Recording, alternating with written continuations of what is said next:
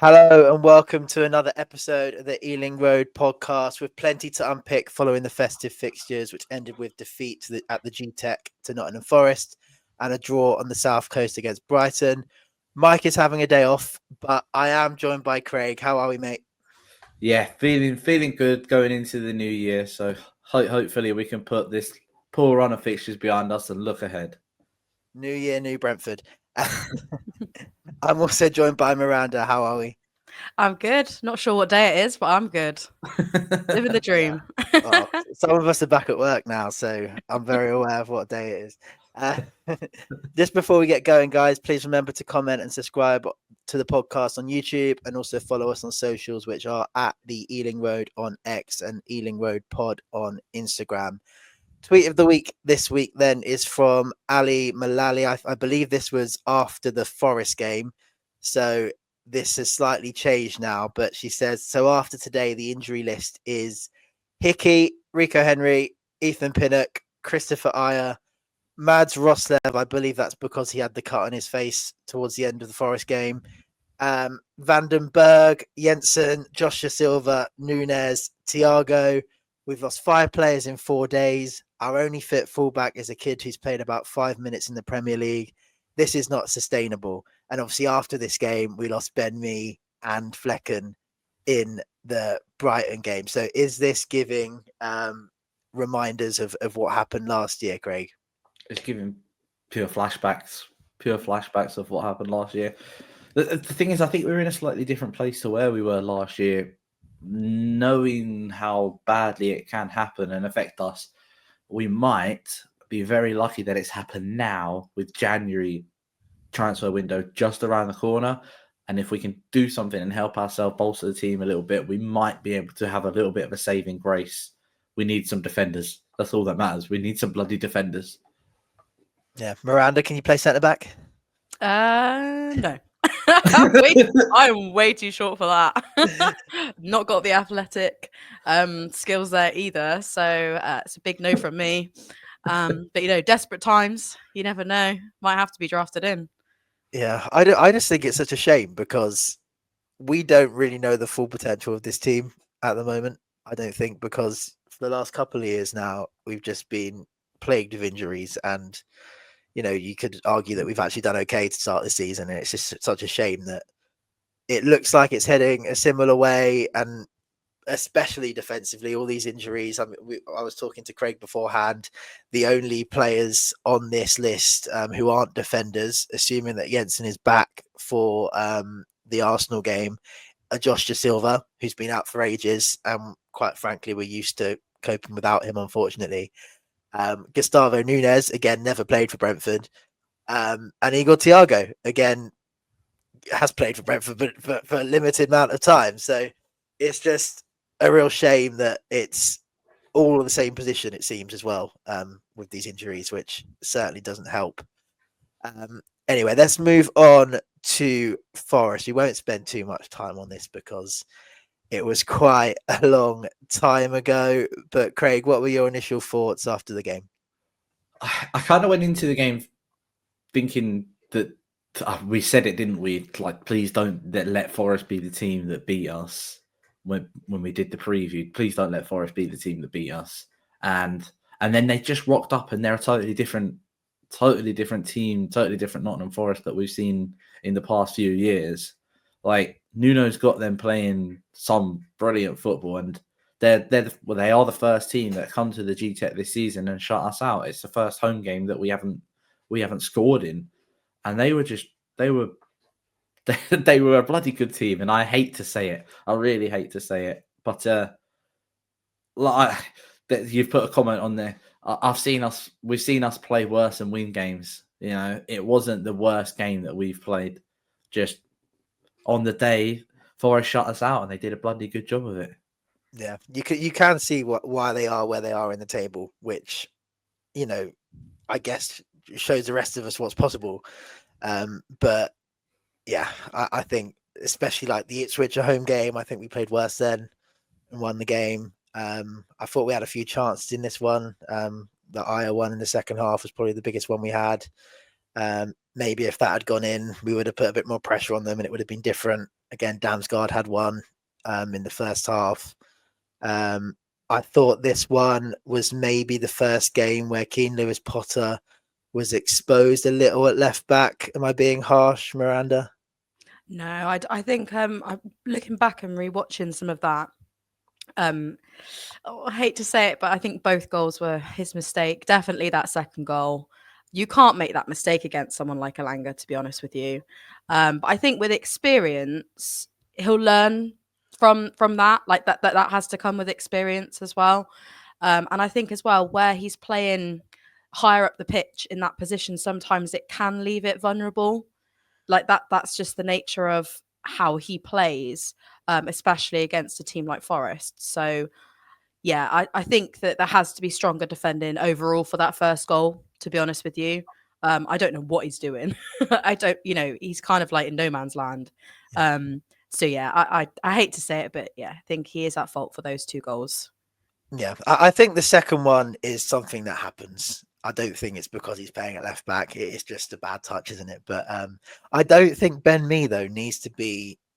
Ben Mee almost came over as well for the second goal. And then when Keane Lewis Potter had the bad touch, then Alanga was in and Ben Mee had vacated the space he was meant to be in. So I think maybe, I'm not really sure why Ben Mee was over in that position as well. But Craig, my biggest frustration out of this game was that we rested the players against Newcastle when we had an opportunity to progress. And then we still came out of that week with nothing against Chelsea and nothing against Forest. And more injuries anyway. So we said, we don't want to play them players against Newcastle in case they get injured. And then we go to Forest, we go to play against Forest, go to Brighton and end up with 4 more players out injured anyway. So we might as well have just played them. We spent a lot of time talking about the Newcastle game, didn't we? And how frustrated we were. But how big of an opportunity does it seem like we've missed now, especially considering the last 3 results that we've had, including Chelsea. But look, I hate saying it, but Forest were good, man. Forest were good. They shut us out. Forest, I hate it. I really, really hate it because I don't like them. But they shut us out. They did such a good job, and I think the game sort of sits, like you said, Dan, on that Aya chance. Because if Matt Sells doesn't make that save and it goes 2-1 in like the 70th minute or whenever it was, that's a nervy 20 minutes for Forest, and we're going to push them for an equaliser. That game either finishes 2-2 or they win it 3-1 because we're pushing them. But he's such a good goalie, Matt Sells is as well, that he kept them ahead. He won them that game more comfortable than what it maybe necessarily seemed. Yeah. Does anyone have anything else from the Forest game, or shall we quickly move on to Brighton? Erased from memory. Let's just. I know we're going to talk about him in the Brighton game as well, but how good, man, is Mikael Damsgaard? Just needs goals. Just needs goals. I think man. More goals, and then he's up there with some of the best players in the league.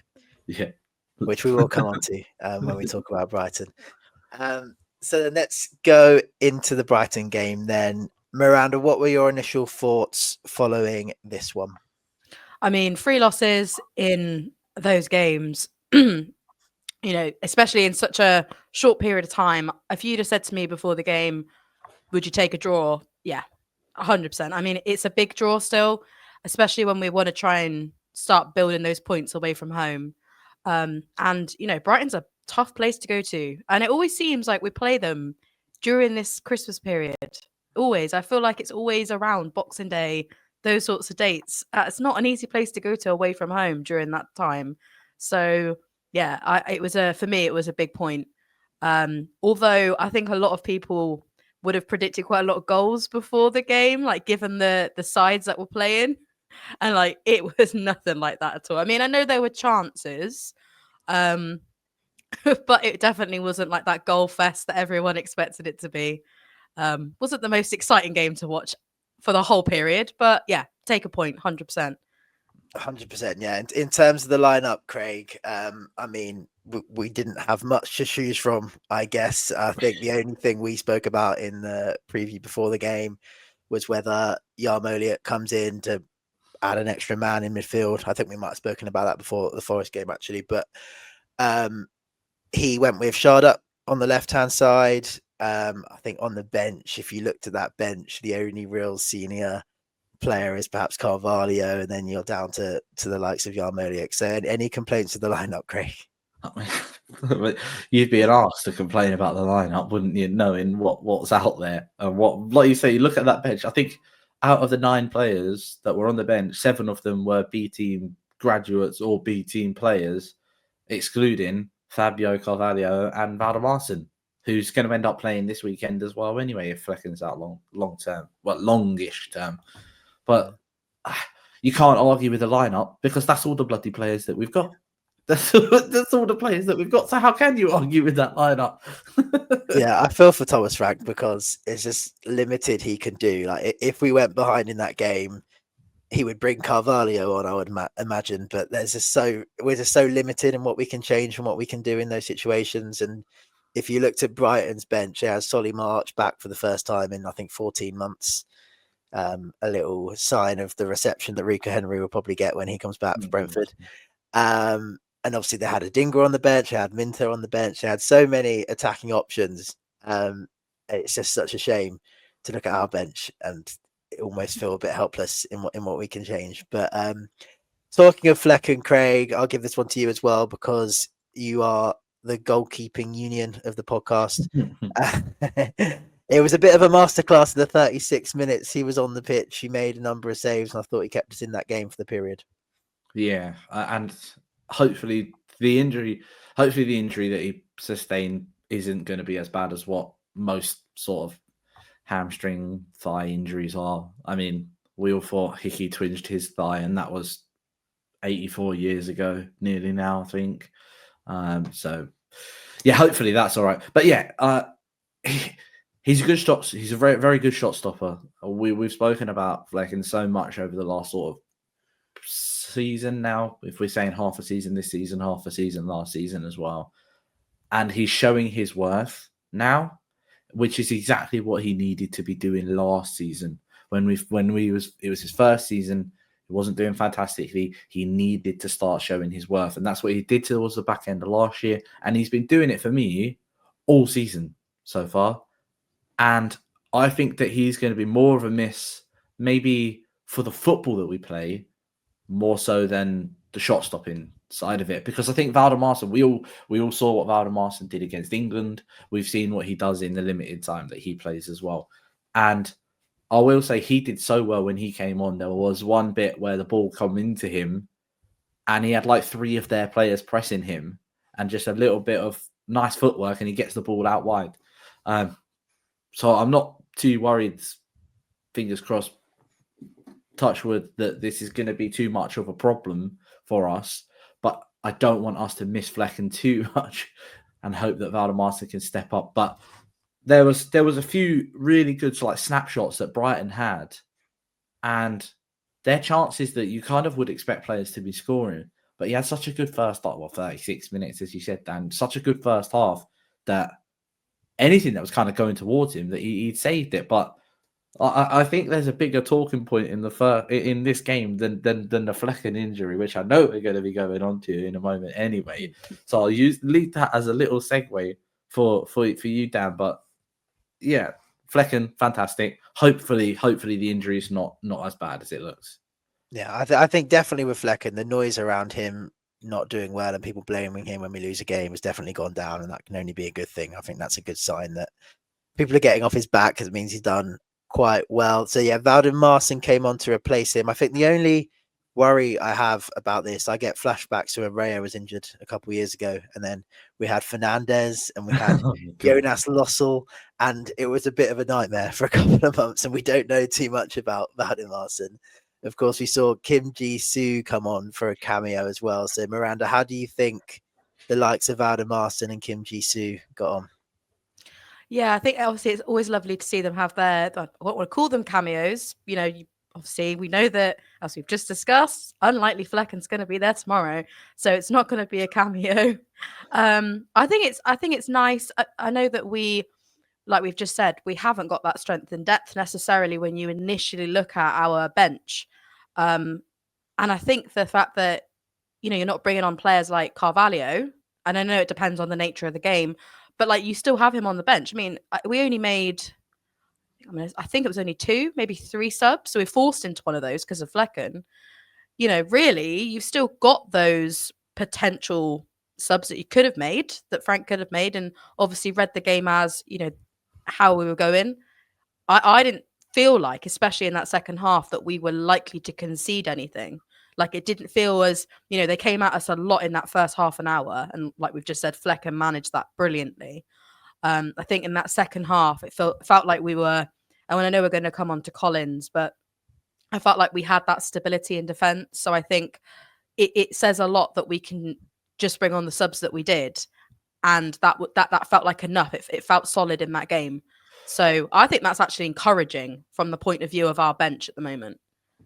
Yeah, I hope it gives them confidence as well. People like Valdimarsson and Ji-Soo, the fact they came on, kept a clean sheet, they were part of that performance, and clean sheets are quite hard to come by anyway for us this season. So it's positive for them. I think the worst thing that could have happened is that they came on and we got torn apart. What I thought was really good was the reaction after the game of the defense to go to Valdimarsson as well. So he's a very young goalie, and there's pictures floating about, isn't there, of like Nathan Collins and Keane going straight up to Valdimarsson after the game, and they're all together, and it does show the togetherness in the group. But I wish we didn't have to grind out points. I'm not going to say grind out points because I think we actually deserved the point, but be in these situations where, like for Everton, we're down to 10 men. Brighton, we've got our first team goalie out plus 21 other players injured.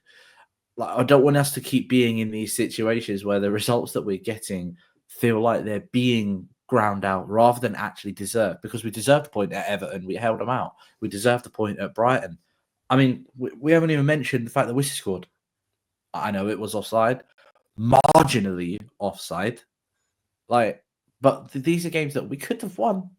We could have won. On another day, we could have actually won these games away from home. Believe it or not, we could have actually won them. We haven't even mentioned that Wissy scored. Yeah, I think that turned the tide as well. I think that even though it was offside, I think that's when the game completely changed and Brighton felt like, we're not actually completely in control of this game. So I think that still had an impact in some way. But Yeah. I've got to say, Valdimarsson as well. Very, very good reception from the away end the whole time he was on the pitch.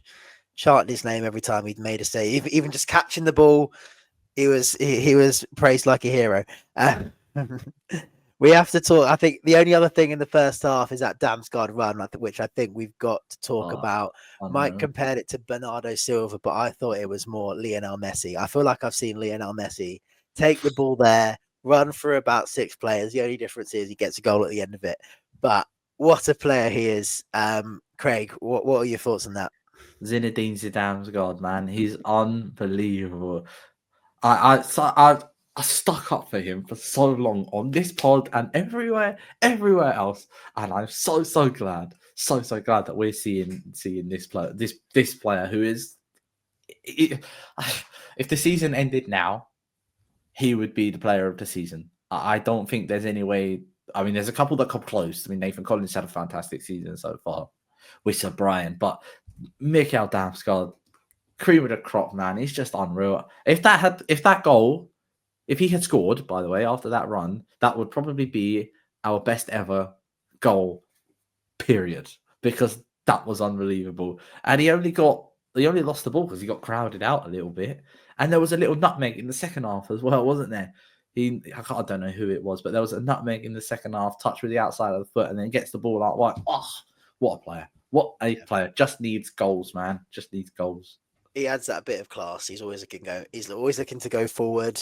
I think that does mean he gave the ball away a little bit in the first half, but he was trying to do something. He was trying to go forward. And it's not necessarily easy when we don't have as many players getting forward, when we're a bit under the cosh in the game, but he's always looking to create something, and we need that spark. Every team needs that spark, and I think he's been so good this season. And if he has scored something like that, yeah, I agree. It would have been the best goal that I've certainly ever seen us score. I guess in the second half, it was quite end to end. There wasn't too much clear cut chances of note. but there was one specific incident involving João Pedro and his elbow towards Yarmolenko in the second half. Miranda, how was that not a red card? Honestly, I don't, because like every time I keep seeing it back, I just get more and more irate about it. It's not even the fact that the referee is got a very clear view of it, right? I get it having to go for a check, but then VAR have seen it and still do nothing about it. I mean, I don't want to sit and have a rampage about VAR. That's not what we're going to do here. But the fact that they've checked it and that is not seen as potential violent conduct. Like, if he makes contact, I mean, he's potentially, might be going over the top here, but he's potentially breaking his nose, but with the force that's coming from that elbow. So, yeah, I straight to me, should have been sent off, should be a red. Absolutely no idea how VAR have got that wrong. Well, I do, because it's VAR, but it's just, I have no words. No words. Can we point out as well that through that whole altercation, Yarmo was the only player that got booked? Yeah. Oh, yeah. Oh.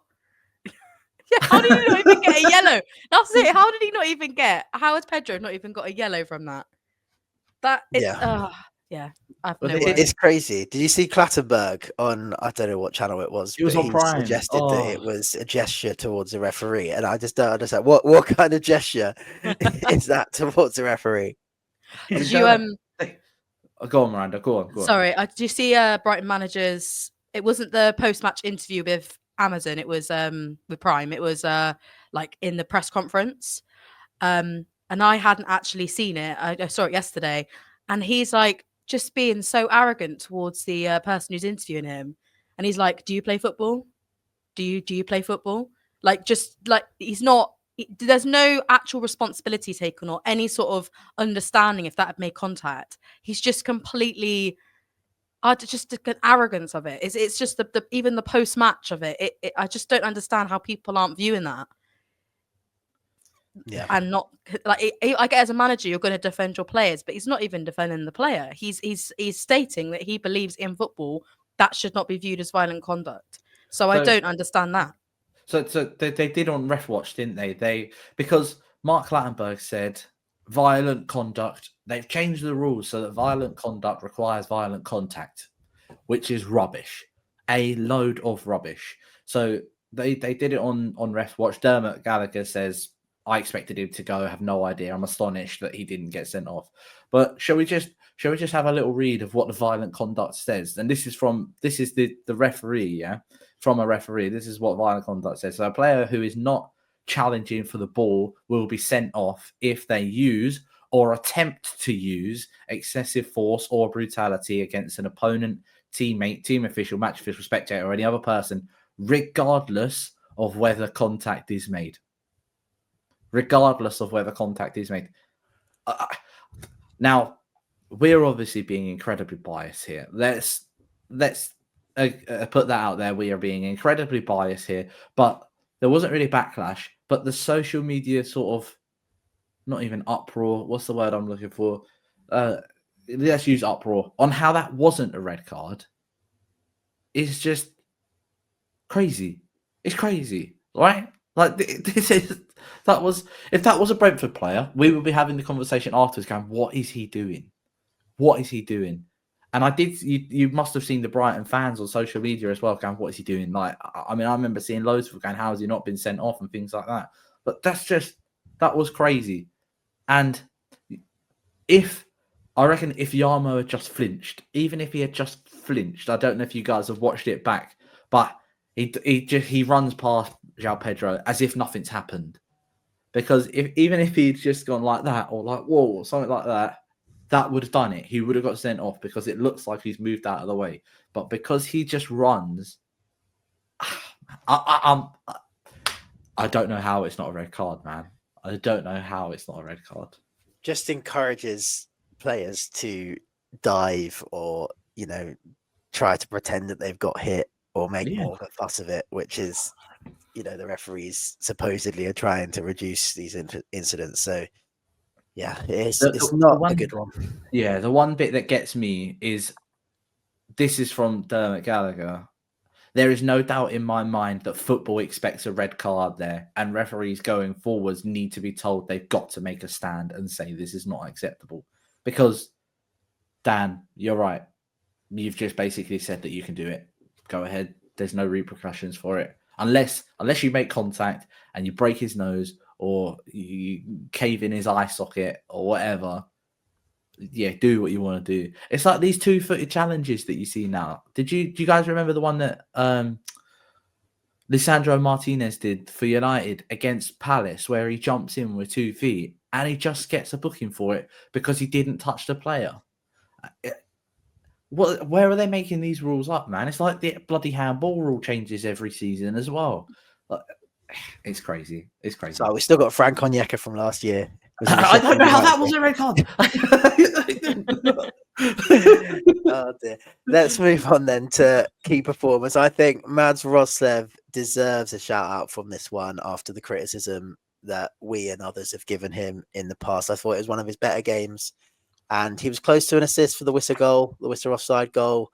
I thought he was looking to go forwards a bit more often, and I thought defensively he was okay. He was part of a team performance defensively. Miranda, does he deserve praise? Yeah, definitely. I mean, I think, like you said, if that goal from Wissa had been a goal, then that's an assist from him.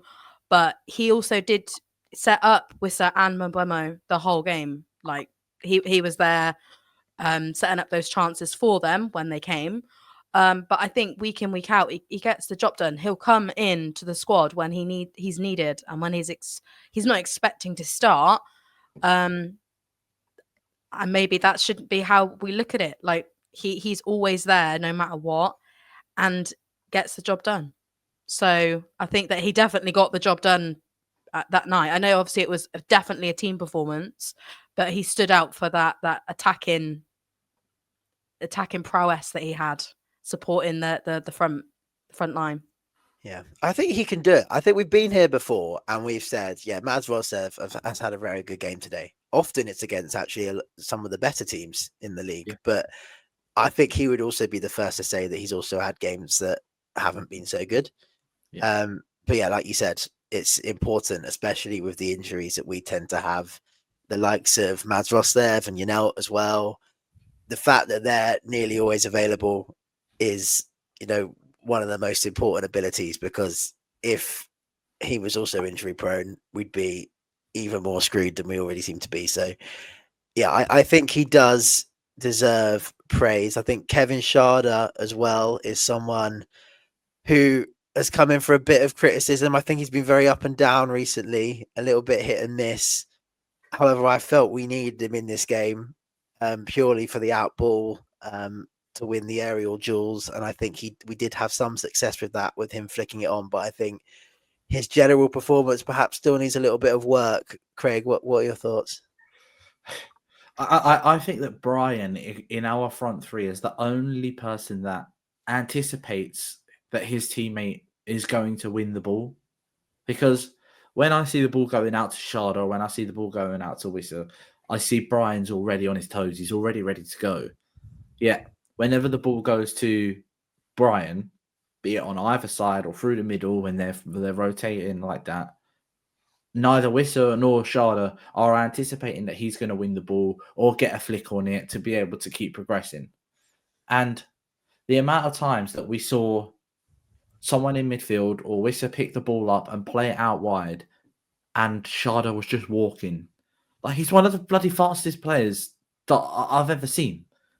And it felt like he was dawdling around the pitch so much against Brighton that we didn't really see as much of that burst of pace that he has. Because when he did it, he was beating his player. He beat the player a couple of times, but it was that final pass, it was that final ball in, which wasn't fantastic from him.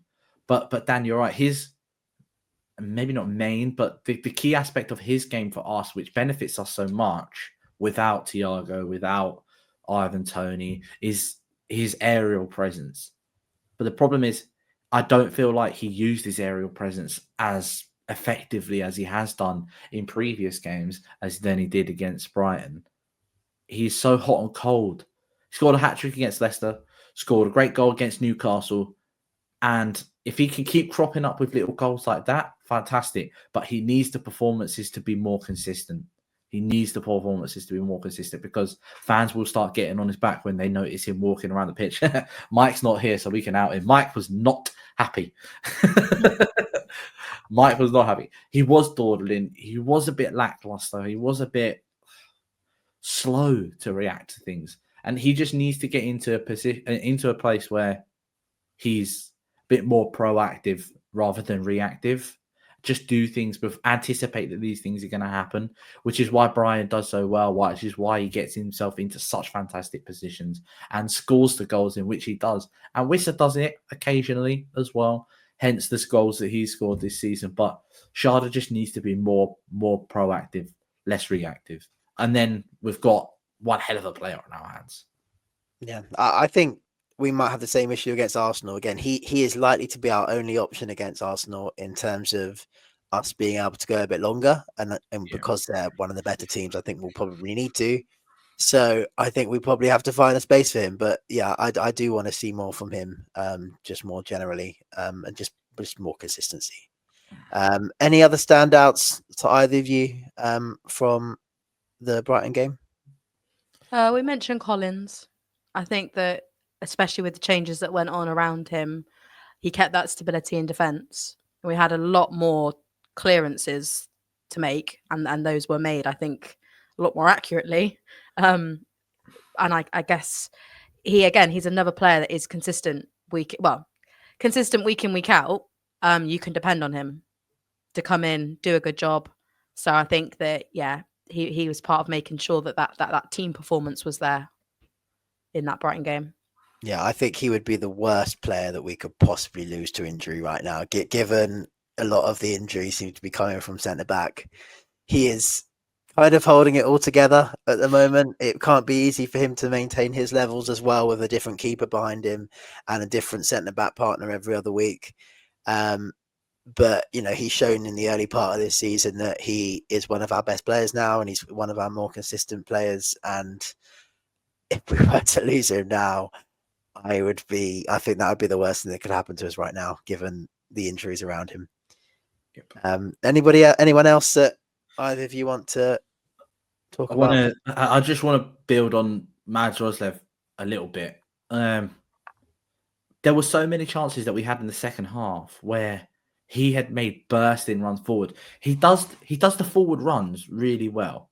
I'm going to give him a compliment sandwich here. He does the forward runs really well, but he doesn't make those runs often enough, because I felt like the amount of times we saw the ball being progressed into their third of the pitch, and Sharda was doing it on the other side. It's weird because the right back on one side wasn't doing it enough, I didn't think, but the forward player on the other side I didn't think was doing it enough. So I didn't think Sharda had made those bursting runs forward enough against Brighton. And Roerslev, if he had been able to, maybe it's because we had a bit more of an inexperienced defence, if he had been able to have a bit more of a free roam to push forward a bit, he could have actually supported Wissa and Brian or Sharda, whoever it was on that right-hand side, a little bit more, because when he made those overlapping runs, he was putting a good ball into the box most of the time, actually, a lot of the time.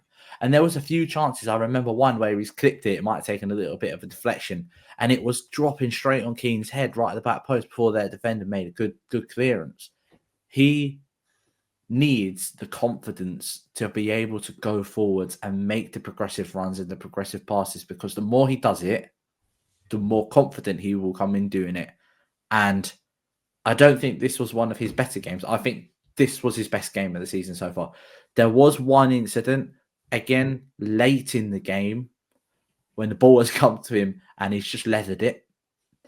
Take a touch, man. Just take a touch. He's got no one around him. I don't know why he does it, but he does it often, and he's the only one that I can think of that does it. Take a touch, play the ball. Someone needs to tell him that he's got so much time. I don't know why he panics on it, but with that being said, that was his best game that he's played for us this season so far. Yeah, I think this season definitely, you can't deny that. I think maybe sometimes, because we have KLP at left back, I think maybe sometimes he is given the license to go forward more And I think we've seen a lot this season, especially when Vandenberg was at right back. Vandenberg would almost go into a back three as Keane Lewis Potter drives forward on the left. But yeah, I definitely think it was one of Roerslev's better games. And I think we all agree that it was a good point overall in the circumstances. Let's look a little ahead then to the Arsenal game. Miranda, how are we feeling ahead of this one? I don't know who did the fixtures and decided this had to be our first game in 2025, but yeah, I'd like to think something magical could happen to start the new year, but yeah, I'm not feeling overly confident, but that might just be the defeatist in me. So yeah, I'd like to hope we can open 2025 with something amazing. So I'm always holding on to that. Always holding I'm on. the same. I worry a little bit if Valdimarsson's going to be in goal, and I don't know if Ji-Soo will play. I probably unlikely if Vandenberg might be back. But if we have an inexperienced defense, I'm a bit worried, especially maybe at set pieces. I think they will try and get on top of an inexperienced keeper, and we all know what they try to do from set pieces. So we should be aware of it and we should be preparing for it. But I think the last thing you want to do is go into this game with inexperience, and I think the likes of Norgard, and Collins back there are going to have to get a hold of things and really try to keep it tight. How do you think we line up, Craig? Because I think ordinarily we'd go back five against a big six side, but do we have the personnel at the moment? We have the personnel if Ji-Soo starts. That's the only way we have the personnel, because it would have to be Keane on one side, Mads on the other side, with Ji-Soo, Collins, and Vandenberg as the back three. That's the only way I see that happening. Unless, like we said, we spoke about it a little bit before we started, didn't we? Janelt has had experience at playing centre-back. Norgard has had experience at playing centre-back. If Matty Jensen is fit to start, maybe you could drop one of those two into centre-back and have Jensen as a little bit more of a deep lying ball playing midfielder and let Damsgaard do the running in front of him, which we know Damsgaard can do. That's the only option of a back five. I think we kind of have to go for a back four then, don't we? Because do we have any other centre backs that could possibly sit on the bench? And I mean, I was saying before that Roerslev at times has played right centre back, and I wonder whether Thomas Frank will play KLP left wing back and another more attacking player right wing back, and then have Roerslev, Collins, and Vandenberg as the three centre backs. Like he may even decide, Brian and Boomer, you can do a right wing back job here. I don't know, but it's not ideal. But I mean, yeah, if we go over back five, who are you taking out? Sharda. Well, no, maybe we don't have to, because if we're doing it the way that you said it, which actually is a good shout, because it basically means that we could go 3-5-2 with two even higher players on either side and just have, Sepp, Nathan Collins, and Roerslev as the middle three. Brian on one side, we know Brian's going to get high as much as he can, and we know that Keane as well gets as high as he can on either side. With then Wisser and Sharda up front, we could essentially do a reverse formation instead of a 4-3-3. We could end up in a bit of a 3-3-4. Mate, I'm definitely thinking way too far ahead of myself here, being far too optimistic, because by the way we've been playing this season, I expect us to play a 9-1 just full of midfielders, because we've got no defenders anyway. But that is not the worst idea, because we've just said Norgard can drop in as well. Norgard can drop in. Janelt can drop in. Jensen's a deep line player as well. We've got the midfield personnel, thankfully, now to do it, but we don't have the defensive personnel to do it at the moment. So that's not the worst idea. I quite like that, Dan, to be honest with you, having Brian on one side and Keane on the other side, and just let them both push and have the three, and just let Norgard sit deep, let Janelt run, let Jensen run, let Mikel run, which those three players like to do often anyway. It could work. It could work. I actually like it. I like it a lot.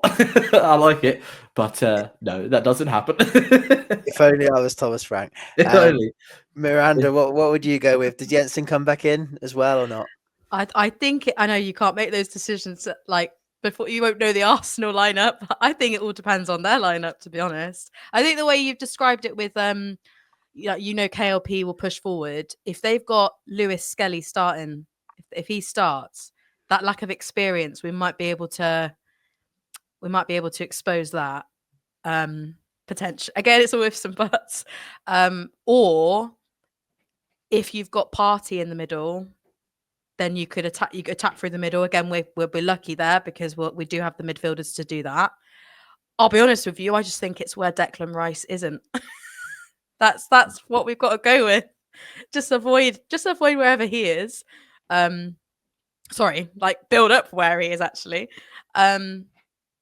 Yeah, I think that we have to somehow focus on that back line because it's a weird way to describe Arsenal, but they are a tall team, and we know that their set pieces, their corners are dangerous. So we have to be ready to put every person like we're going to be under so much pressure. I can envisage that we'll be under pressure from the get go. So I think that there might be the potential to have a back five or have players who are flexible, like you've mentioned, Norgard being able to move back into that position. That might have to be a possibility. It might have to be flexible on the day. Yeah, I think if we fill in the spaces defensively, I do genuinely think there's a chance that we could frustrate them and they could struggle to break us down a little bit because out of all the big six teams, I think their strength is probably defensively and from set pieces. So if we can nullify them at least in open play, then obviously we have to just deal with the set pieces when they come. I'm sure we've been working on it all week. We do have attacking players as well, so hopefully we can break with some regularity with get Damsgaard on the ball. If Shada is playing, we can go a bit longer to Shada, and then if you've got Brian and Boomer and Whistler running off of Damsgaard as well, hopefully you can pick someone out and we can get some luck that way. I think the only concern going forward, though, I think is against Forest. We struggled a little bit, and they had a very good defense. And Arsenal, I think you can see them quite a similar way. But I think Southampton is the more important game, to be honest. And I think the thing I would want to avoid here is more injury concerns going into this one. What do you think, Craig? Is that the more important game? I think that we've flipped from where we were at the start of the season to where we were now, where at the start of the season we said, man, we've got to get points on the board at home. The home games are so important to us because our away games were Liverpool, City, Spurs and United. Now, I think that we're completely flipped. And I'm looking at this going, we've got to get some points on the board at these away games. We've got to get points on the board at these away games. And City. And City, yeah. Because our next like 4 home games are Arsenal, City, Liverpool and Spurs. Yeah, our next 4 away games are Southampton, Palace, West Ham and Leicester. And then we've got Everton at home afterwards, which is another big game for us. But we're going into the end of February at that point. Southampton's a big game. If we don't beat Southampton and we do beat Palace, that means that we did exactly what I said we was going to do and beat Palace in the first home game, and Palace would be our first away win as well. So it'll be our first home win and first away win. I hope we don't get to that, because if we go to Southampton and we don't win, I will be incredibly, incredibly frustrated and I'm very, very disappointed. That's the game I'm focusing on, Dan, like you said, more than the Arsenal game. In my personal opinion, Arsenal's a bit of a free hit. Now, the injuries that we've got, it's a free hit. If we somehow come out of this game nicking a point, amazing. If we get smashed, it's because we've got loads of injuries. Yeah, Miranda, see us out. How's it going to go on Wednesday night? You know what? I've predicted 1-1. 1-1 is what I'm going with. I'm sticking with it. I am not going to enjoy it because, I live with an Arsenal fan. So I'm going 1-1. because I don't want us to lose. I That's a- can't start my new year like that, I'm afraid. That's a great place to wrap up. So please remember to comment and subscribe to the podcast on YouTube and to follow us on socials, which is at the Ealing Road on X, Ealing Road Pod on Insta. The Ealing Road podcast will be back possibly after the Arsenal game, but if not, definitely after the Southampton game, where we summarize both of the games. And we will see you guys then. Up the bees. Up And a the happy new bees. year to Yeah. everybody. Happy New Year.